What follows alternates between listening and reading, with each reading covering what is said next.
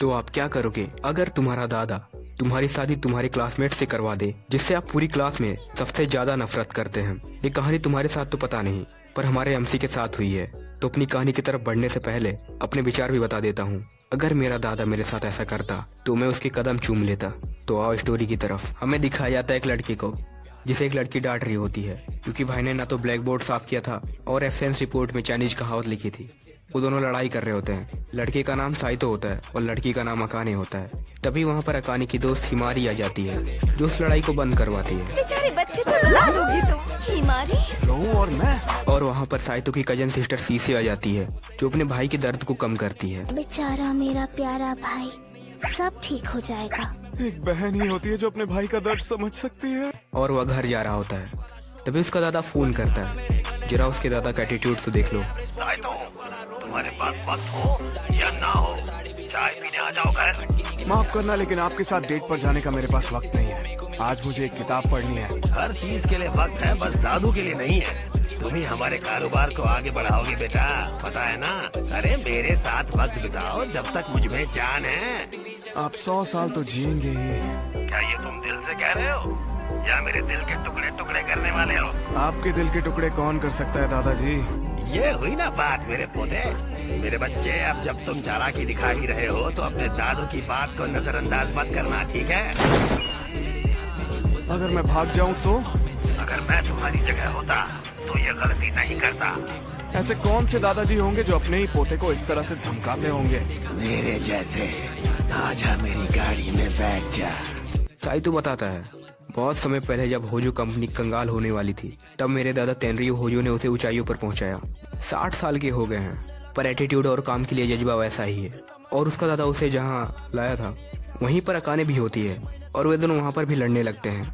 तभी उसका दादा अपनी ऑडी लेकर आ जाता है। उसके साथ अकाने की दादी भी होती है। हमारे बगैर ही बातें शुरू कर दी। नौजवान खून तो ऐसा ही होता है। क्या पूरी उम्र यहीं बैठना है? तुम दोनों आ जाओ, गाड़ी में बैठ जा। और उन्हें एक रेस्टोरेंट में लेकर जाता है और वे लोग सेलिब्रेट कर रहे होते हैं। साइतो पूछता है, तुम कब से सिर्फ जूस ही पी रही हो, भूख नहीं है क्या? अकाने कहती है, भूख तो बहुत थी, पर तुम्हें देखकर मर गई है। साइतो कहता है, खाने को देखकर हमेशा ऐसा ही मुंह बनाती हो कि आसपास वालों की भूख ही मर जाए। उनके दादा दादी बहुत खुश थे। अकाने की दादी कहती है, हमारी जवानी की याद दिला दी। और साइतो पूछता है, हमें यहाँ क्यों लेकर आए हैं? तुम दोनों की शादी होने वाली है। हाँ दादी, क्या इन्होंने शादी कहा या फिर मेरे कान बज रहे हैं? कोई कोड लैंग्वेज है क्या जो मुझे समझ नहीं आ रही? और हमें इनके दादा दादी की लव स्टोरी पता चलती है। साइतो का दादा कहता है, हम एक दूसरे से बेइंतहा मोहब्बत करते थे, पर बिना किसी बातों की वजह से हमने एक दूसरे को खो दिया। मैंने दबाव में आकर शादी कर ली और मैंने अपनी पत्नी की हर जरूरत पूरी की। उसकी गुजरे हुए 10 साल हो गए हैं। और ये स्टोरी अकाने की दादी की भी है। वो अभी काफी समय से अकेली हो गई है। साइतो का दादा हर रात उसकी खातिरदारी करता है, समझ रहे हो ना? अकाने कहती है, इसके आगे उसे कुछ नहीं सुनना। इसीलिए हम अपने पोते और पोती का टांका भिड़ाना चाहते हैं, उनकी शादी कराकर। पर अकाने मना करती है और कहती है, शादी उसी से होती है जिससे आप प्यार करते हैं, और मैं इस गंवार से बिल्कुल भी प्यार नहीं करती। साइतो कहता है, तुम तो बहुत समझदार हो। और साइतो भी मना कर देता है। पर उसका दादा कहता है, मुझे पता था कि तुम ऐसा ही कुछ कहोगे, इसलिए साइतो, अगर तुमने इस लड़की से शादी नहीं की और मैं अपनी सारी जायदाद इस आवारा कुत्ते के नाम करवा दूंगा। अकाने की दादी भी अकाने को शादी करने के लिए धमकाती है और उन्हें सोचने के लिए थोड़ा वक्त मिलता है। ये दिन देता हूँ। वे दोनों आपस में बात कर रहे होते हैं शादी को लेकर। साइतो पूछता है, तुम्हारी दादी ने तुम्हारी कान में क्या कहा था?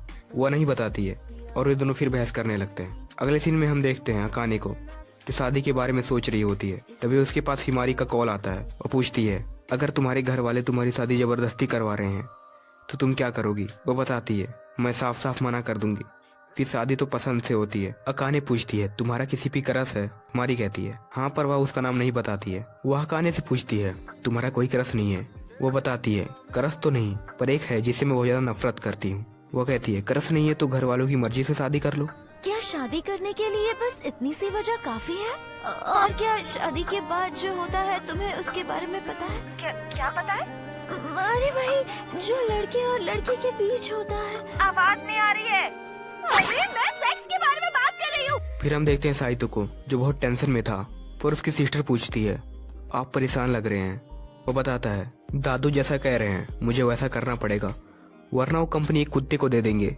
सीसे कहती है, अगर आपको आजाद जिंदगी चाहिए तो आपको दादू की कंपनी की जरूरत पड़ेगी। नहीं तो आपको आवारों की तरह घूमना पड़ेगा, और आपके साथ मुझे भी। साइतो कहता है, मैं तुम्हारे साथ ऐसा नहीं होने दूंगा। और सी से वादा करती है, चाहे जिंदगी में कितनी भी कठिनाइयाँ आ जाए, पर मैं हमेशा आपके साथ रहूंगी। और वो दिन आ जाता है मैं अकाने से शादी करूंगा। और वो बताती है, मैं तुमसे प्यार नहीं करती। शादी के अलावा और कोई रास्ता नहीं था। साइतो अपने दादा से कहता है, चलो ठीक है, ग्रेजुएशन के बाद हमारी शादी होगी। पर उसका दादा कहता है, जा कहाँ रहे हो? ये सब कुछ अभी ही करना है। हमने तुम्हारे लिए घर भी देख लिया है। और वे उन दोनों के लिए एक घर भी खरीद लिए होते हैं और वेडिंग सर्टिफिकेट भी बनवा चुके होते हैं, और उन दोनों का सामान भी नए घर में शिफ्ट करवा दिए होते हैं। और वे दोनों वहाँ से चले जाते हैं। साइतो और अकाने घर में एंटर करते हैं और वो दरवाजा लॉक कर देता है। अकाने कहती है, तुम दरवाजा क्यों बंद कर रहे हो? और वे दोनों फिर शुरू हो जाते हैं। अकाने घर को देखकर शॉक हो जाती है। वो कहता है, तुम तो अंदर नहीं आना चाहती थी।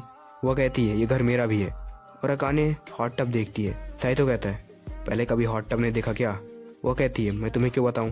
साइतो को अपना प्राइवेट रूम मिल जाता है प्राइवेट कामों के लिए। तभी अकाने चिल्लाती है। साइतो वहाँ पर जाता है। वो कहती है, यहाँ पर सिर्फ एक ही बेड है। वो अपने दादा के पास फोन करता है। उसका दादा क्या कहता है सुनो।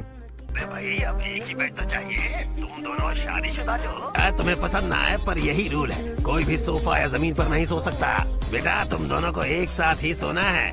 समझ लो कि ये सबसे पहला रूल है। साइतो के साथ पहली रात में मजे करना। Good luck. ये सुनकर साइतो सोचता है, रूल, कहीं इसका मतलब वो हम पर नजर तो नहीं रख रहे हैं?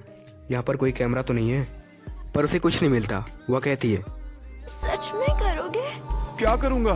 जो शादी के बाद लड़का लड़की करते हैं, फिर चाहे मेरा मूड हो या ना हो, पर तुम तो नहीं समझोगे क्योंकि तुम बेवकूफ हो। ये तुम क्या बोल रही हो? मैं सेक्स की बात कर रही हूँ। देखा, तुम्हें कुछ समझ नहीं आता, तुम बेवकूफ ही हो। और मुझे पता है तुम यही सब चाहते हो। और वो अपनी मोटी पेंसिल दिखाकर भाग जाती है। पता नहीं कहाँ से लाई इतनी मोटी पेंसिल। और साइतो उसकी मदद करना चाहता था, पर वो मना कर देती है और वह गिरने वाली होती है, पर साइतो उसे बचा लेता है। अगर हमारी शादी के दिन तुम मरी हुई मिली तो जरा बताओ इसका शक किसके ऊपर जाएगा? और वह खाना खा रहा होता है और वो भी मांग रही होती है।